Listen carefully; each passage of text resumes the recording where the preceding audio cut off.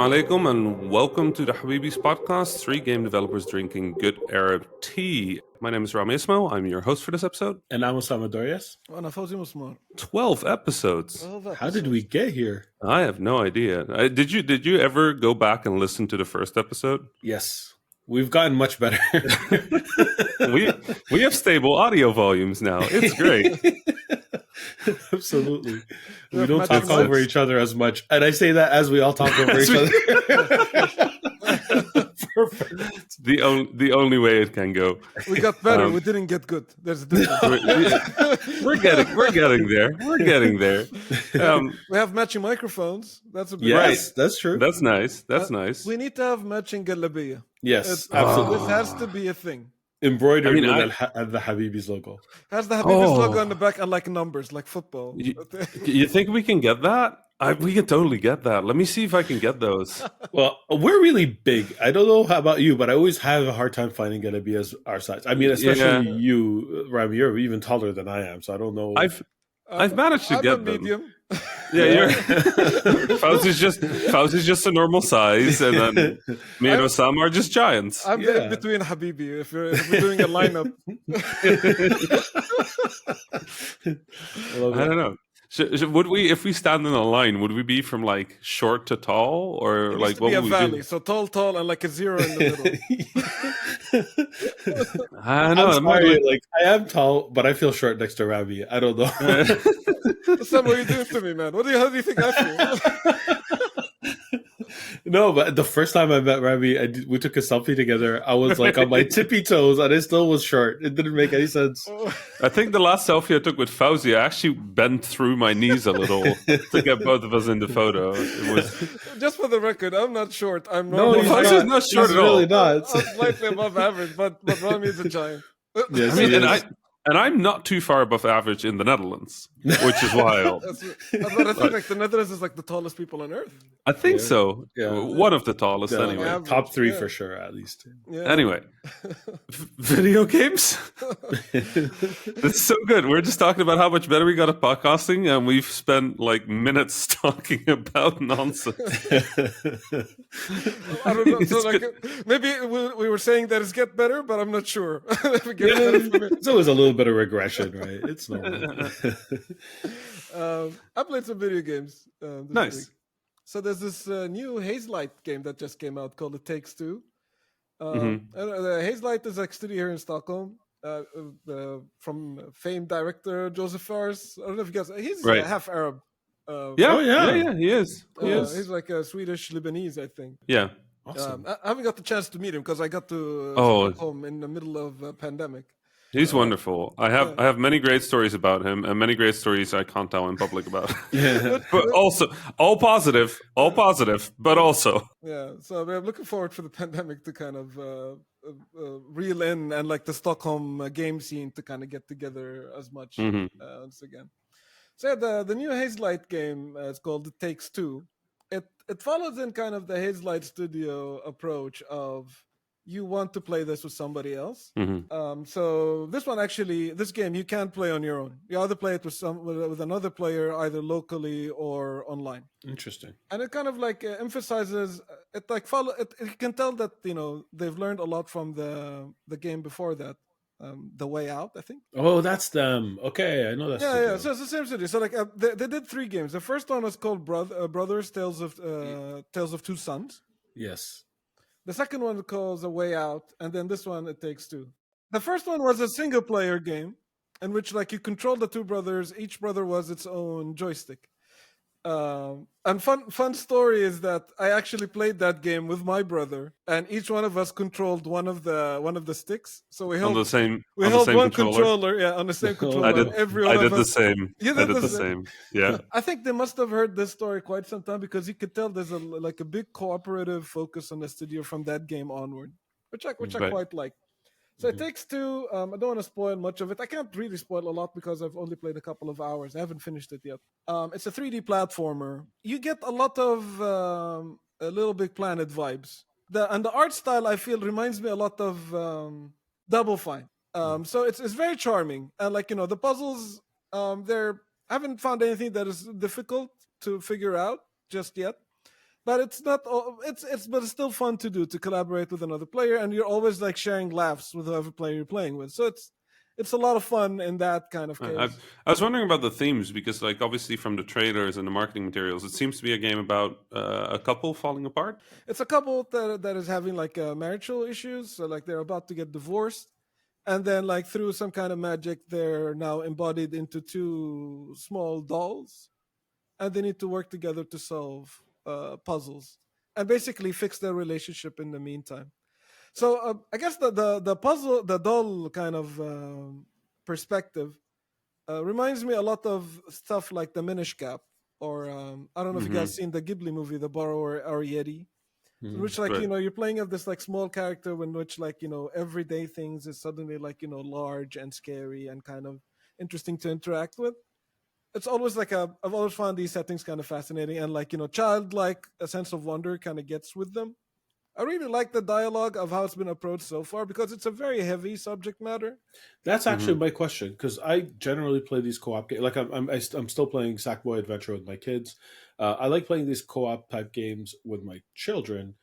Is this a game that wouldn't be a good fit because of the subject matter? Like, I mean, if the subject matter can kind of be skipped or ignored, then the game would still be enjoyable. I might still consider it, or is it just so embedded in it that I might as well just pass? I will say I read the Polygon review of it that actually pretty strongly recommends against playing it with your kids for some moments in the game. So I think even though it's colorful, it goes to some pretty dark or like grim places at times. So it might be worth reading that if you plan on playing it with your kids. Yeah. Osama. I haven't Thank finished it yet, so I can't like say that this is definitely suitable for kids or not. So maybe next week I'll be able to speak more to that. Yeah, So far so good. I like co-op games generally, and like this is like a lighthearted, fun style thing so far. See if it takes any any turns here and there. It is kind just of to fun. like complete, Halo, playing Halo, having a good time, and suddenly the flood shows up. Like, see whether that happens here. Just like I wonder, horror so happens. now I'm even more intrigued to see like this dark stuff showing up. I watched a TV show. A TV show I was really looking forward to. It's called Invincible. The reason I was really looking forward to it is because I'm a huge fan of the comic book. I started reading the comics when they were at their 50th issue, and I believe I stopped at the 120th and 130th, but without the intention of really stopping. It was just like, okay, I'm going to take a little break, come back to it later because I don't like reading one issue per week at a time. I prefer collecting them a bit. That comic is really great. For a lot of reasons that I don't want to spoil, because now that there's a TV show, I'm not sure which parts of the comic are going to make it in. The TV show itself is very interesting. I believe they got the tone perfectly. It's pitch perfect. And that's one of the main things I loved about it. So Invincible, without giving away too much, is about a young kid who is expecting to get superpowers because his father is a superhero from another planet, and his mother is a human. So he's expecting any day now that his superpowers would kick in. And it's a coming of age story in that way, because it kind of happens when he's in high school, while he's trying to figure out, girl issues and bullying issues. So it really starts off in a lot of ways similar to Spider-Man. Not exactly. It's not like one-to-one, but similar to Spider-Man, and has a lot of the tones of like the Justice League in there as well. The interesting thing about the comic is the pace, like how slow it started. You really wasn't what you expect the comic to be. There's some major twists that happen throughout the series. You really think the tone of a comic is going in one direction, and then whiplash, it goes into a different one, and it becomes incredibly more interesting and exciting. In the TV show, those are condensed into the first episode. So like the show hits the floor running. And to me, that's fine, because I know what these twists are, and they cut out a lot of the fat, and it works better for the TV show to make it more exciting and quicker. I'm actually curious what someone who hasn't read the comic thinks. I'm loving the TV show, and I'm not sure if I'm loving the TV show because I have all of the background knowledge of all the little things that happen in between. Right. So it's one of those, this is great. I don't know if I'll recommend it. I hope someone else who hasn't read the comics will tell me if it's great so I can recommend it. Where are you but watching it, Osama? It's on Prime. The Amazon thing. Amazon thing.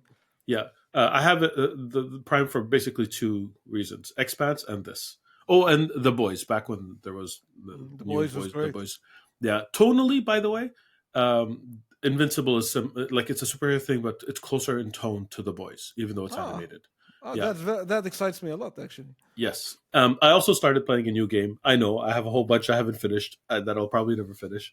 But I started playing Journey to the Strange Planet, and okay, yeah. So the interesting thing about this game is that it's a Montreal development studio that was bought out by Google that made the game for Stadia, and that I think it was literally the day the game came out, or like the day before, the Stadia development studio in Montreal shut down, and the game didn't work when it was released, and it took them a while to fix it because they actually let go of the team that had made the game. So that's kind of an unfortunate. Yeah, it took them a while to fix it. Eventually, they fixed it, and it's working now. What kind of game is it, Osama? So it's a first-person. I'm assuming it's a small open-world adventure game. The premise that you get right at the beginning: your ship crash landed on a planet, and you're trying to get back off. There are a lot of hints to other things happening and other mysterious things happening on this savage planet that I called strange because the planet is strange. That's what really popped up to me. The one thing about it that actually I expected to like, but it didn't really hit for me is the humor. The humor is like I don't know how to describe it without sounding like I'm insulting it, because I'm not insulting it. I can see a group of people who would absolutely love that humor. It's just not really for me. It's a little frat boyish, and I wouldn't like a little crass. Like there are frat jokes, like just to give you an idea of what it is, but which is not bad on its own. But a lot of it just like for me, I could almost finish their sentence. They start a joke, and I'm like, and they're gonna end it. Yeah, they ended it that way. The rest of the game is very intriguing. There's a little too much resource collection for me, but I get it. It's an indie game; they're trying to fill a little bit of content. So progression-wise, it's that. But there's still a lot of discoverability. You see, like these creatures, you're curious. Is this one of the ones that eats me, or the ones that I'm trying to kill and farm for resources? So there's a little bit of that wonder each time. The level design is actually really good. You see a thing, you're trying to get to it, and so it has that Metroidvania type feeling where it's like, okay, I guess I can't get there yet. I'm gonna probably unlock something, and then you get that thing later, and you're like, oh. Yes, now it connects the dots in your head of all the different places you weren't able to reach before that now you could reach. It's well crafted, and it is an enjoyable experience. I think I'd enjoy it better if I played it on mute, but that's just me. That's just me. Like maybe you'll play it, or one of you will play it. Will be like, actually, I was cracking up the whole time, and that's totally fair and legitimate. I don't think it's bad. I just don't. Didn't resonate. It's not your exactly. Yeah. So I'm not sure how much longer I'll play with it, because your AI companion is a constant source of these jokes. It's a common thing. It's like, oh, we have a side character. Let's make jokes. It's like, okay. I don't know. Maybe people are trying to capture that lightning in a bottle that was Portal all those years ago, because that was beautifully executed. But it wasn't exactly a side companion either. It just kind of felt that way. I take that over any Zelda companion when it's just yelling instructions or just calling for my attention. Hey, listen, no, leave me alone. Give me a joke. Listen. They're just, you have to imagine, these are just Arabs. They're just like, Ismani yell. You want it? Ismani. So yeah, that was pretty much it for me. Anything from you, Rami? Oh boy, no, actually, really weird week for me. I mean, I've been busy. Yep. But yeah, no, I've been playing a bit of Destiny. It kind of hit a stretch. So the story of this season has concluded. There was this system that they had that I really liked, where every week they would add a number of challenges, and the challenges really felt like this. If you check these 10 checkboxes every week, you'll progress through all the sort of like main content. You'll progress through the power curve, and you'll be ready for next week's challenges, right? And it kept that up for like 5 or 6 weeks. And then now, last week actually, it suddenly went like, here's a bunch of like high level end game content that you have to complete to check these boxes. And I just immediately bounced off of the game because I like Destiny and I play a lot of Destiny, but I also don't have time to just play Destiny. And some of the challenges that were in there are just, I can't even start them yet because I'm not powerful enough. And I play a decent amount, but I have to gain like 15 power levels to get there, and I can maybe raise my power level by 2 to 3 points each week. So I would take 5 weeks to get to the point where I can start one of the challenges, and then even then it's hard content. So I'm just like, yeah, no, I'm good. I'm done. I'm the weird sort of completionist where if you give me a checklist, I better be able to finish it, and otherwise I'm gonna dislike it. I'm playing some like the nice thing about Destiny for me is always like new people coming in or coming back to the game and like sort of like boosting them through the game. That's always enjoyable for me. So I'm boosting a friend of mine through the game right now, and that's always fun. Just kind of like talking about the good times.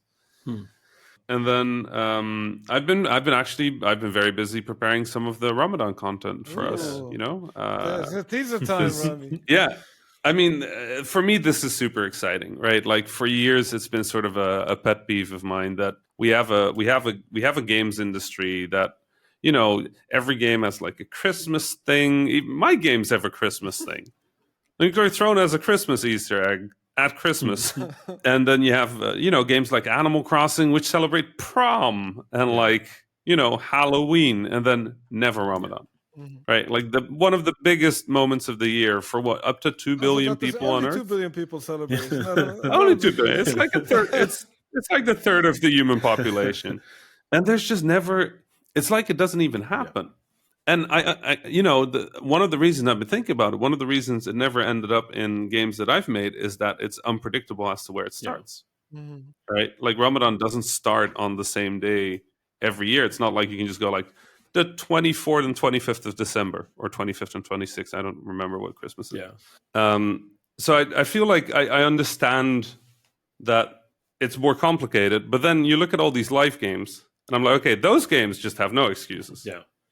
Right? There's literally no excuse. Like MMOs, live service games like Animal Crossing, which are tied to the real calendar and update over time, they should have something. And very often, I talk about this to a lot of developers who reach out to me because I talk about this on Twitter, and they always say like, "Oh well, but it's a religious holiday, and like we don't want to touch religion." And I'm like, "Yes, it is, but also it's a cultural event, right? Ramadan is not just religious; it takes over the culture." For a month, even if you're not Muslim, if you're not fasting, if you're not participating in Ramadan, it's still the lights come out, the phonies come out if you live in a country with phonies. It's a festive season for everybody living in the culture. Right. It's like a month of celebration in many ways, and there's just no food and drinks during the day. But trying to communicate that is really hard. Like people really think of it as this really strict, stringent sort of like everybody is sad because they can't eat. People don't congratulate you with Ramadan. They say, "Oh, I'm so sorry. That's got to be really rough, isn't it?" And I'm like, "No, it isn't. No, it's not. Like this is great. It's like one of my favorite times of the year, and I look forward to it every year." I think the best analogy for that I've heard for Ramadan, to explain it to people who don't fast, it feels like, because it's voluntary. It is. We all want to do it. It feels like we're running a marathon. When someone runs a marathon and completes it at the end, you don't go up to them and say, "I'm so sorry, you must be exhausted." You say, "Congratulations, you did the thing that you set out to do." Right? So it's a similar feeling. Right. I was always, as a kid, I was always very jealous because I was growing up and I was in a school that was not, it was not a Muslim school. It was a public school. And I just remember the Dutch would have Sinterklaas and Christmas, and like every celebration they would have was just like, okay, so you get gifts and we eat a lot of food, right? And then our celebration came around and it was like, you don't get gifts and you don't eat and drink. I went to Dad. I'm like, "Dad, this is like, come on. Why don't we have cool holidays? Like they have Christmas and like dinner and they eat so much good food." And my dad just kind of looked at me. He's like, "Rami, after we fast, what do we do?" I'm like, we eat. He's like, do you enjoy the food after you fast? I'm like, yeah, no, it's great. Like I'm always very like, so everything tastes great. He's like, right, we got 30 nights of Christmas dinner. Okay, That's I pretty could good. I can live with that. That's okay. And then at the end we have our Eid. Yes, which you get the presents. There you go. But it is seriously that, man. Like when Ramadan rolls over, like those Ramadan breakfast tables. Oh boy, Oh, yeah. there's Right. a lot of Oh, food. yeah. Right. So for me, it was always a little disappointing to never see that in games, and now to have a platform like this with such a lovely and growing. Thank you so much, everybody, but growing community, and to have this be a place where Ramadan content can have a home, where it feels at home, where it feels like designed from the ground up to be part of it. That's just Yeah, it makes man. me really happy to be working on Absolutely. this. So Absolutely. no pressure, but. But we have once again after a great first episode with Nourhan There's as some our guest, popular we demand. have Yes, absolutely. popular demand. Yeah, people really wanted more recipes. I saw a lot of people try the basbousa recipe that Nourhan brought last time Yes. to various successes, but all of them said it was Yes. delicious, which is good. Nourhan, welcome back. Hi. I'm so Hey. happy so many people tried my Meskouta recipe. Honestly, I feel like the recipe is easy, but the baking it is hard. In the community, a lot of people were like posting photos of their basbousa, and none of them looked as pretty as yours, and none of them were cut as pretty as yours. But all of them, everybody said that it tasted really good. Well, So I'm a food photographer, so we have like our little quips that we use to like make food look better than it is, and a lot of it right, depends on like lighting and editing, like a Mm. lot of editing, right. and then also like to cut it, I literally just had to use a ruler, like and like just Okay. like I saw, I saw, I saw the mathematical form you used to cut the basbousa. I'm just like, yo, this is If you're intense. ever up for a challenge, you could try to take pictures of food that I make.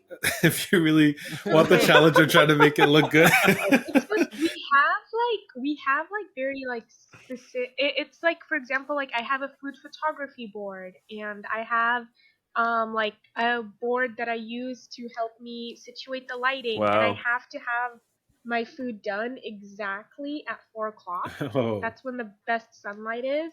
After a decade as a game developer, I'm not surprised at simple things being way harder than they look because like having a door in a video game is like nightmares for game developers. So I'm not surprised that taking a photo of food is like a nightmare for people Yeah, making I food. actually used to know a food photographer too. They said some of the tricks I have is that they spray buns with hairspray and they do other things like that to make it like in the end to make them look more real, but you can't eat them after Right. you're done. So I don't go to like the inedible extreme because I feel bad that like I cooked this thing, and then now I can't eat it because it's been poisoned. Right. Right. I was just wondering because like obviously like for you probably the same like we were just talking about the Ramadan tables of food, right? Oh yeah. If you would have a table like that, what would be on that table? Oh man, so many things. I feel like okay, so here's what I grew up with for every Ramadan in our house. I think it definitely differs from every single Muslim majority country, but like in our Hmm. house, we normally start off with like the first day is a big day, big game. So it's like we usually have like mahshi krumb and like a turkey and فرخ بانيه and Hmm. ملوخية and rose and what else do we have? We have for some reason we have kibda. I don't know why we have that. We have Wow. we have like all of that stuff and like every single type of mahshi you can imagine. And all the salatot, so like the baba ganoush, the hummus, the tahina, all of it. And we still do that now, like when we break our Nice. fast here. And then the desserts. The first day, honestly, is always kunefa and otoyef. Like, I like to like make my otoyef and freeze. Like, I like to like make the dough and like cook it and then freeze it so I can just like pull them out and fry them and eat at any time. And Right. like it's just always the first day is kunefa and and otoyef. Like Right. that's just a Nice. classic. That's a pretty full table. Right? I'm so one That's day we need to that's have like a feast where we like make all the cool stuff I talked to you about. Oh my right. God! Yes, It sounds yes, pretty good to please. me. I'm in. Oh, no matter where I am, I'll make my way. I just usually just go find somebody who sells me good food at that point, because first day of Ramadan, I'm usually too tired to do anything. It's actually the first day is pretty fine, but I always worry that I'm going to be tired. So the first day, I usually just find lots of food, which it always makes me think a little of when I was younger. If we would be driving through. We'd be driving through Cairo back to where the apartment was, and there would be all these little food places that would just be sitting along the street, right? Tiny markets, stuff like that. We would just buy all the stuff. We would stop at a number of them on the way home, and it would just be, some of them would be selling kushari or fruits or whatever. Do those exist I don't know if that's just a Cairo thing, Like actually. a street food culture. Are they like vendors that they're selling off of like carts or like the Yeah, stuff Yeah, like that. uh, absolutely. yeah, man, for sure. I would Well, like in imagine. Egypt, I've had quite a bit. Like there'd be like those vendors, especially by the Nile. And then Right. like you rock up and you buy some of the stuff that they're selling. It's usually like a little cart with wheels. We have the same also in Jordan, and they'll be selling some type of pickled, not pickled. It's like boiled chickpeas. They're called Yep. Right. balila, and Hmm. it's like Yep. they're in this little glass. And then like as you rock up, you buy like depends if you and your friends. They give you like they're not chairs, they're like plastic boxes, and they flip them upside down, Right. and now those are chairs. And then you sit there and eat this Right. balila next to the Nile, and it's a lot of fun like that. We have a bunch of those like Right. I, those. I was Yeah, go actually ahead. I was never a fan of that. It's basically like what do you call it in English? Describe it. Yeah. Yes, It's like the belila specifically. Like there's an English word for it. Like not like a cereal, but like they're like similar, they're like a like thickened. nibbles. Like a porridge? But Right. I hate Yes. vanilla Porridge. though. It's so bad. Oh, I don't like it. Like Whatever we I have feel to, like if you're gonna make vanilla, just make rose belevan because it's better. right. Like I feel like vanilla is like really gross. It's one of my favorite things about Arabic restaurants. Whenever you go there and you're there with a bunch of like non-Arabs, and they just sit there and it's like, oh, this frech benet sounds really exquisite. And I'm just sitting there just being like, that's fried chicken. Like, like roast of 11 is the same thing. It's just rice with Yes. milk. Oh yeah. It's like, Oh my god. Okay. I love. Fun story. So I live here in Southern California, right? So I live in a Right. majority Hispanic community. So they have like arroz con leche, right? The fact that my mind was blown when I connected the dots that it's just the same thing, just like in a different language. 'Cause it's Right. What is it? I exactly don't the think I know same. what that is. Arroz con leche? So Is that what you said? yeah, that's rose belevan. Ah, okay. So Arroz like con leche. Ah, okay. yeah, Con Rice leche, and yeah. milk. Oh, we're, It's of course. literally that in Right. Spanish. It's, It's it's crazy. literally that in Spanish. Okay. yeah, like my mama would just buy them, right? And we just eat them, and she'd be like, "Oh, this was of leaven." And then when I started learning Spanish, I would go to the bakeries here, and like they have them like ready made, like we have them in Mosque. Hmm. Right. And like I was talking to the guy, and I was like, "Oh my God, this is an Egyptian dish," and he was like, "No, it isn't."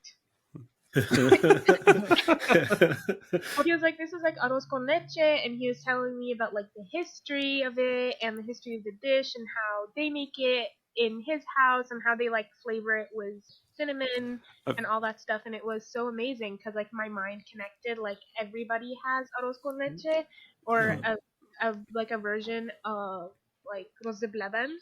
Like everybody has it, and Right. I think that's beautiful and amazing. What you guys are Right. describing is slightly It- different than what. So like the balila I've had is not the porridge.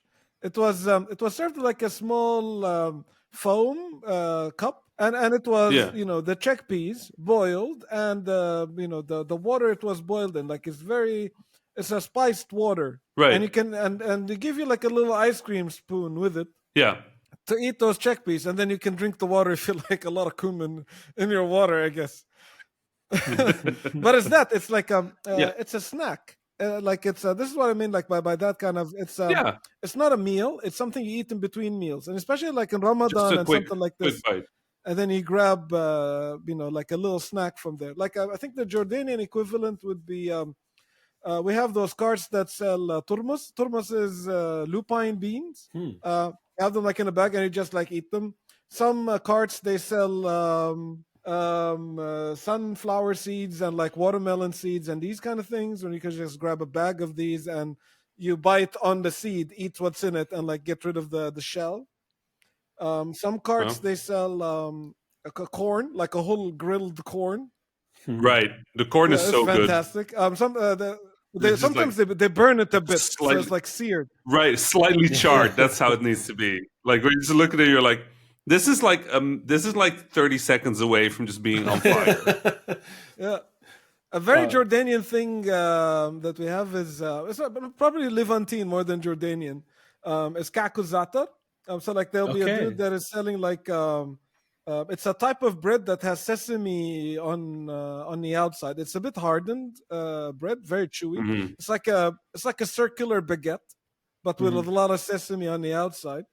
And the dude that's operating this cart usually will crack it open for you and give you your choice of Right. either zatar, which is like crushed thyme, or boiled eggs if it was breakfast time, Interesting. or white cheese. Oh yeah. Right. You can buy those in Egypt every now and then, but it sounds like they're far more common in Jordan than. In Lebanon, I saw something interesting. You guys all know kunafa, right? Of course. So Intimately. Yeah, right. And in Lebanon, they put the kunafa in the kak, which is that baguette. Oh, really? It's like a kunafa sandwich. Huh? How does that does that taste good? I imagine because it's two good things. Yeah, it's true. I have questions. Because kunafa has a really a strong sweet taste, especially if you have enough syrup. So this, I guess, would subdue it. I'm not I don't know. But the kak is pretty dry. Yes. So it's like this dry. You bite through the dry thing into like the soft kunafa. So the kunafa is like warm and the cheese is melting by the time you put it inside the. Okay. Yeah. Okay, I'm convinced. Yes. I'm convinced. So it's melted yes, cheese. It's melted sweet cheese inside of a bun. It's like it sounds delicious. It's wonderful. I need to try it. So my favorite Iraqi street food is called Meskouta, and basically what it is, it's on when you go to the Corniche, you'll see it everywhere. Everybody has this by the river. The specific So when you go by the river, you'll see a lot of people who have set up these fish. They're freshwater fish that they fished usually that day from the river, and they slice them open and open them up like you would a book, like if you imagine it, like a butterfly shrimp, when you open up a shrimp, and then they grill it and smoke it at the same time while it's being seasoned, and you're eating it fresh, like fish that was fished that day from the river, and the smell is exquisite. I'm sorry, I'm having a hard time speaking because my mouth is watering as I'm describing it. Join the club. It is to die for. Like I know that there's more preparation involved, like with the cleaning it and whatnot, and it's there like grilling it's there for hours. It's there for a really long time. I know that much. So they started up before nighttime. Nighttime is the busiest time, and you're just walking around and everybody's offering you this delicious fish meal. One interesting story that I remember about street food, which takes me back to when I was, I believe, 16 years old when I went back to Iraq. So it's not as recent as some of my more recent trips. This was in the heart of the embargo, and I do remember vividly back then that there were a lot of local alternatives to brand named foods that we found in Iraq. Like I do remember a chocolate bar that did not taste like chocolate at all. I cannot tell you what it tasted like, which had a wrapper that kind of looked like a Mars bar, but didn't say Mars. It said something else. And when you ate it, it tasted like a paste that mysteriously tasted a lot like dates. This like replaced all the Snickers and the Pepsi. That's the interesting part. You couldn't find like Pepsi or Coke. One thing I noticed is that there were street vendors who were selling these drinks on the side that were in reused glass Coke bottles. And I really wanted to try it. So basically what you'd have to do is you'd buy the drink from them, you would drink it on the spot, he'd wait for you to finish it, and then you'd hand them back the bottle. They would wash it, fill it up again for the next person. And initially I was taken aback because I was like, I don't want to use someone else's bottle. But when you think about it, you use other people's glasses every time you go to a fancy restaurant and you drink something else from it anyway. So it took me a sec to be like, why do I have an aversion to this? He's clearly washing it. That part is happening in front of everybody too, right? But I really wanted to try it, and it was made out of Habibis, which is actually a date syrup. Yeah, So it's like a date syrup that's in Iraq. It's made out of date in Iraq. And the Levantines is made out of pomegranate. Interesting. So it probably has a very different flavor. Yeah. So we use the dips we added to crushed eggplants and stuff like that, and some salads like fattoush. Wow. You add a bit of that to it. It's fantastic. It is. It's really good. But yeah, so basically they made a soda of sorts out of Habibis, out of dates. Wow. Especially now, I'm very curious. I don't actually know if I assume that because it tasted good, I liked it. So I assume that they kept that after the embargo left. I just don't remember. I don't have vivid memory of did I see it after? Did I see it before? Everything kind of blends into that. So if anybody who's currently in Iraq and is listening to this and is like, yeah, actually, that's a thing now, or no, that was really just during the time of the embargo, I'd love to get news. I mean, I could just call up my cousins, but I'm lazy. Send me an email.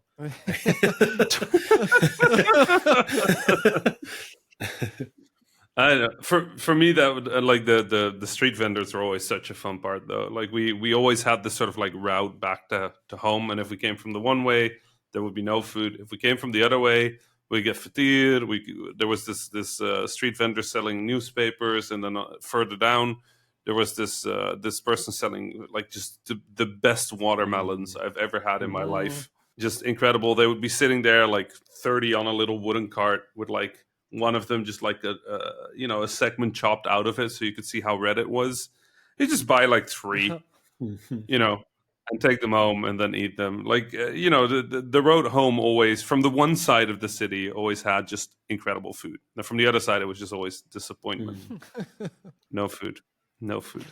Very, very no food sad. is always a disappointment, no matter where you are. Especially if you're there. Like, the food is so good, and like it's like the thing about the street vendors, right? The thing about these little carts that we've been describing is like they're so good. Yeah, I don't think I've ever stopped at one where I ate and I was like, ooh, this ain't great. No. Like it's always they're kind of like McDonald's, in which like you always get the same quality regardless of which cart you buy from. You know me. If you've listened to this podcast, I go for the nuggets every time. Yeah, but in Egypt, no, we've got better than that. Right. Okay, but like I feel like the street vendors are low key like just on something different during Ramadan. Like right. you know like the street vendors from Masr that have like the tamaya, and like the street vendors that have the pool, and it's like fresh hot, and you just eat it like right before suhoor. It's like different. You know what I mean? Yes, I love it. It's just the best time of the year, really. Right. In terms of food, absolutely. Oh yeah, with like the bread is all fresh, coming in the bakery, with pickles. It's so good. I feel like it's just iconic in its own way. This Ramadan, it really is. And like you have your whole family there. Like I feel like eating for Ramadan is such like a filial. It's like family time. You know what I mean? Like like for Christmas they get like one day. We get 30. 30, and then Eid. And like I can't wait for Eid either because like I'm gonna make ma'amoul this year for like the first time ever. Sounds really good. I wish I could celebrate it with you. No, it sounds like you're preparing a lot more than I am. Once we're all vaccinated and stuff, we need to really plan this properly. Oh, absolutely. Yeah. over. I'm 100% in that spot in the Netherlands where it's really hard to get anything like original from the Arab world. So for me, it's gonna probably be like a sandwich with cheese and like egg for the first day, and I'm gonna be really sad. It's okay, Remy. It's the thought that counts. Right. I'll try, but I'm gonna be like watching all this, being a little jealous. Nourhan, you I'm guessing you've prepared a recipe for this week. Yes. My secret goal is to kind of like cook my way through like Southwest Asia and North Africa with this podcast. So instead of making another Egyptian dish, I went to Morocco and I made Meskouta, which is like this beautiful orange almond cake that's traditionally made during the winter because like Morocco is known for its beautiful oranges during the winter. And my mom has an orange tree, and for some reason this year we had so many oranges, like we just couldn't handle them. Like we were like giving them out to my neighbors, and my friend, she is from Morocco. She posted this beautiful Meskouta she made, and I was like, I need to try this right now. And it's and like she was like, you have to make it with the Moroccan mint tea. It won't taste the same unless you have the mint tea with it. So it was like a kind of like a full-on experience where I got to like make the Meskouta. Like we had some oranges, I had the almonds ready to be grinded. Like I had everything, and I just needed to get the tea. And she was so kind. She sent over like some of her grandma's tea. She lives in London. She sent it over, and she's like, "You can't eat this without the tea. Like I can't let you ethically do that." And it was like a very big. It was like a very like Moroccans and their tea, man. Like I love it. It's good. It was it's like such a beautiful cake because the base of the cake. So we normally like when you make a cake, you have some sort of like milk product that goes in to the cake to like make it really moist. They actually use yogurt, and I love using yogurt in my baking. And then what I found interesting is that they use like regular flour, and then they use almond flour. Honestly, it was amazing. I think it's one of the best cakes I've made because for some reason the almond just gives you that wonderful almondy texture almost. And like you can taste it. Like you can taste the almonds, but like it's not like crunchy, right? It's like an actual like you can taste the essence of the almond. And then for the orange, you're gonna be using the juice, you're gonna be using the zest. I actually like took little pieces of the skin and like shaved it in there. Wow. Like past the zest, and it was just such a vibrant, beautiful flavor. I baked 2 cakes and they were so delicious. Like for some reason it just once you eat it, like something happens with the almond and the orange. And it creates this beautiful nuanced flavor. And I made it with the mint tea. And it just took it to a completely different level. It was such a good compliment to it. And my friend Yasmin, I was telling her, she was like, yeah, like we normally eat this for breakfast or during tea time or before we sleep. Because like it's such a it's a really light cake. I like that they mentioned every meal of the day. We usually eat this at breakfast, lunch, or dinner.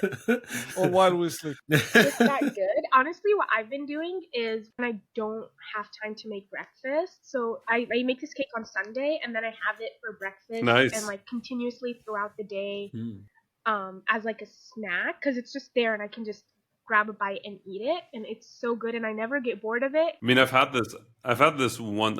Meskouta once in Morocco, also with the binti, and it was quite phenomenal. I was kind of upset that I'd never had it before. I mean, did you see on Twitter the person who sent us the photo of the Iraqi kebab? Oh hell yeah! I took a victory lap when I saw it. That looked delicious. There was no way I could argue anymore. You and Nourhan were absolutely right. That is the best. Now that was the best looking kebab I've ever seen. I have to get my brother-in-law to teach me how to do it his way because his way is the best I've tasted so far. And next time we're in the same city, I'll make it for you. Sounds good to me. Sounds good to me. That's a promise. Oh, I'll well, keep if you. like speaking of Iraqi kebab, I did defend Iraqi kebab. I'm in this group chat with a lot of Arabs, and they were like talking about like the best kebab, and some guy was like Egyptian kebab, and I was like, "You liar! You are lying right now. You know it." Oh So, my like, god, this is music to my ears. I'm just saying. This is physically painful to listen to. and I know that Rami's gonna like purposefully like fabricate this, so like, but we all know we all know the truth that it's kebab, and then it's all the rest of the kebabs. It's so unfortunate that this part of the recording just isn't working. Oh no! I have witnesses. Can't hear anybody right now. It's so We're strange. gonna hit up the Twitters with the truth. Fight the power. Anyway, Nourhan, the recipe for your Meskouta will be on the Discord again, right? So I actually used a YouTube video from this really amazing Moroccan blog because I honestly had never made it before, and I didn't want to mess up because like I can't make up my own recipes for something I never tried. So I can insert the link and it'll be like super easy. But I did all the photography. I look forward to it. I might try this one because, like I said, I've had it once in my life, and I think of it occasionally. I am very hungry right now. At the end of any episode that is even a little bit about food, I leave the podcast, I leave the recording, and I'm just like, we need some food right now. What time is it there, though? Oh yeah. For any of us, any time is food. Pretty much. When food happens. Like, what are you gonna do? So it's like cake time for me. It's always cake time. As you said, as the Moroccan said, like, you eat it for breakfast, you eat it for lunch, you eat it for dinner. I think we're going to wrap up for today. Thanks so much for everybody listening. Thanks so much for tuning in again. This was a blast, Nourhan. I look forward to seeing you again. Hopefully, we'll get to talk to you a bunch more during Ramadan. Yeah, that'd be great. Yes, I'm excited. And there's for those of you who are keeping track, there's one more episode next week before Ramadan starts. I think we're going to be talking a bit more about Ramadan there as well. That's it for this week. I'm so hungry. I'm so hungry. Let's go eat. Rami, please wrap Let's this up. go eat. Yeah. Wrap this up. Shall I keep going? Shall I just keep talking about how I'm hungry? No, okay, we're good. All right. Thank you for listening, everybody. Salam. Salam. Bye. Salam. That was the Habibis podcast for this week. I was Rami Ismail, your host for this episode. You can find me on Twitter at @THA_Rami. My fellow Habibis were Osama Dorias, who you can find on Twitter at Osama Dorias, and Fauzi Mesmar, who you can find on Twitter at Fauzi Mesmar. Send us your questions, stories, and suggestions via info@thehabibis.com. The intro and outro music was provided by Malik Zubayla, and the logo was provided by Ibrahim Hamdi. The Habibis is a weekly podcast about 3 game developers drinking good Arab tea, with new episodes launching every Friday, inshallah. If you enjoyed the show, don't forget to subscribe on your favorite podcasting service or check out thehabibis.com for more information. Thank you for listening, and salam.